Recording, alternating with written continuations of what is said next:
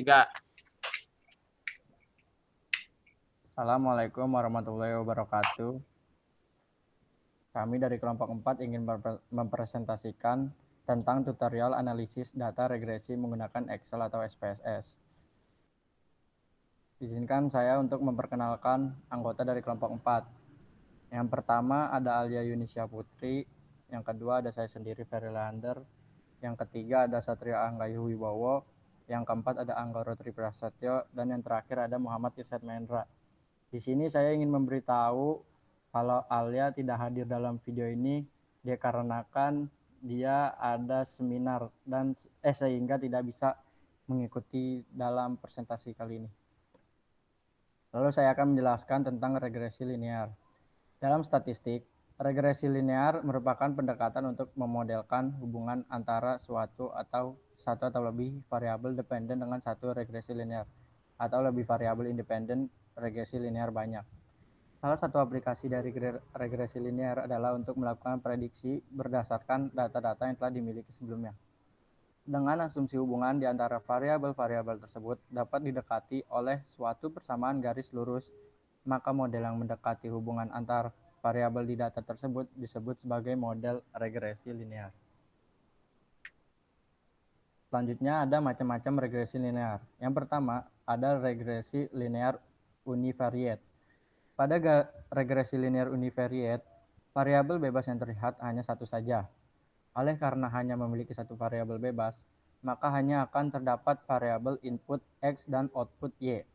Kedua variabel ini akan dimodelkan dengan sumbu X dan Y pada diagram Cartesius. Pada regresi linear tipe ini, model regresi linear ditentukan sebagai berikut. Berikut adalah model regresi linear yang telah ditentukan, yang dimana W merupakan nilai yang akan dicari sedemikian sehingga nilai W menjadi optimal dan X merupakan variabel bebas atau input. Proses pencarian nilai W dapat dilakukan dengan beberapa cara, diantaranya dengan menggunakan pendekatan least square, maximum likelihood, atau algoritma gradient descent. Pada dasarnya, pencarian nilai W dilakukan hingga nilai error yang dihasilkan merupakan nilai yang paling minimal. Fungsi error yang digunakan adalah sebagai berikut. Berikut ini adalah fungsi error yang digunakan, yang dimana N merupakan banyaknya data input, HW X pangkat 2 merupakan model regresi linear, dan T adalah target output yang seharusnya. Yang kedua, ada regresi linear multivariate. Pada regresi linear multivariate, variabel bebas yang terlibat tidak hanya satu saja, melainkan beberapa variabel bebas. Hal ini dikarenakan input yang digunakan lebih dari satu dimensi. Oleh karena itu, diperlukanlah sebuah model regresi linear yang berbeda dari regresi linear univariate. Model regresi linear multivariate dapat ditentukan sebagai berikut. Berikut ini adalah model regresi linear multivariate yang dapat ditentukan. Macam-macam regresi linear, di mana W merupakan nilai yang akan dicari sedemikian sehingga nilai W menjadi optimal, dan X merupakan variabel bebas atau input. Proses pencarian nilai W juga masih dapat dilakukan dengan menggunakan cara yang sama dengan regresi linear univariate, yaitu dengan menggunakan pendekatan least square, maximum likelihood, and atau algoritma gradient descent. Pada dasarnya pencarian nilai W dilakukan hingga nilai error yang didapatkan dari fungsi error merupakan nilai yang paling minimal. Fungsi error yang digunakan masih sama dengan regresi linear univariate. Memperbaiki kesalahan. Salah satu fungsi regresi yaitu bisa memperbaiki kesalahan. Kesalahan ini dapat berhubungan dengan keputusan yang diambil untuk bisnis. Sebelum diaktualisasikan, keputusan itu dapat dihitung dulu untuk mengetahui hasilnya. Apabila hasil keliru, maka bisa diperbaiki.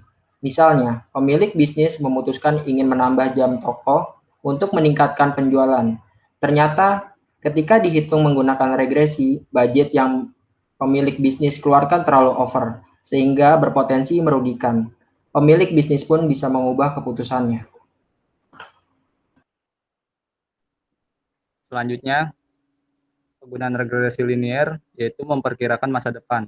Fungsi kedua dari regresi yaitu bisa memperkirakan masa depan yang berhubungan dengan peluang. Rumus ini juga sering digunakan untuk mencoba apakah peluang yang ada tepat diambil atau tidak. Salah satu contohnya adalah perusahaan asuransi yang menghitung dana klaim yang dilakukan oleh pasien melihat dari kasusnya. Selanjutnya yaitu meningkatkan efisiensi.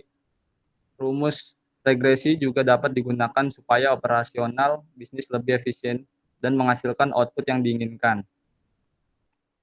Next. Selanjutnya, memberikan insight baru. Fungsi selanjutnya dari regresi yaitu dapat memberikan pengetahuan terbaru untuk Anda. Misalnya Anda ingin mengetahui stok produk yang harus disediakan ketika sedang masuk musim ramai pembeli yang belanja di waktu tertentu. Selanjutnya saya akan memberi contoh bagaimana regresi linear ini dibuat menggunakan Excel. Sini contohnya adalah saya berencana ingin menambah tenaga sales menjadi 11 orang sales. Berapa penjualan setiap harinya? Di sini saya mendapatkan jumlah sales ada 10 dan dengan rata-rata per hari adalah sekian. Cara pertama yaitu kita harus memasuki layout data, lalu masuk ke data analysis, kemudian cari regression. Kemudian klik OK, akan muncul tabel seperti ini. Selanjutnya kita masukkan input Y, yaitu penjualan rata-rata per hari. Selanjutnya input X itu adalah jumlah sales. Dan yang harus dicentang adalah label karena saya memasukkan jumlah sales dan penjualan rata-rata per hari di dalam range X dan Y.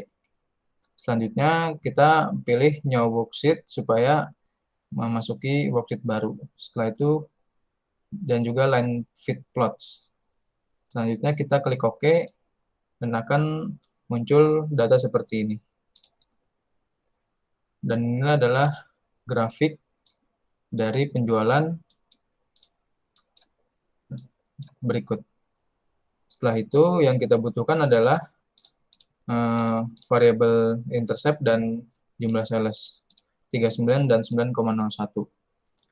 Di mana 9,01 ini kita harus kalikan dengan 11 karena di dalam contoh soal kita ingin menambah menjadi 11 orang sales. Dengan cara yaitu 39 ditambah 9,01 dikali 11 orang. Dan didapatkan 138,2 yaitu penjualan rata-rata per harinya.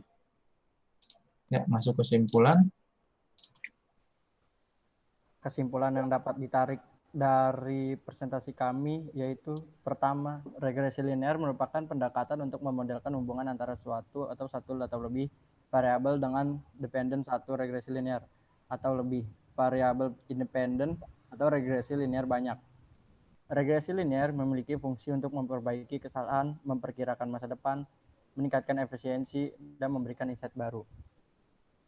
Di sini sebelumnya saya ingin meminta maaf karena kurangnya anggota yang hadir pada presentasi kali ini. Dikarenakan Alia ada seminar yang tidak dapat ditunda, tapi Alia sendiri telah mengikut serta dalam pembuatan PowerPoint atau tutorial ini. Sebelumnya saya minta maaf, kurang lebihnya mohon dimaafkan. Wabillahi taufiq walhidayah. Wassalamualaikum warahmatullahi wabarakatuh. Waalaikumsalam warahmatullahi wabarakatuh. Wabarakatuh.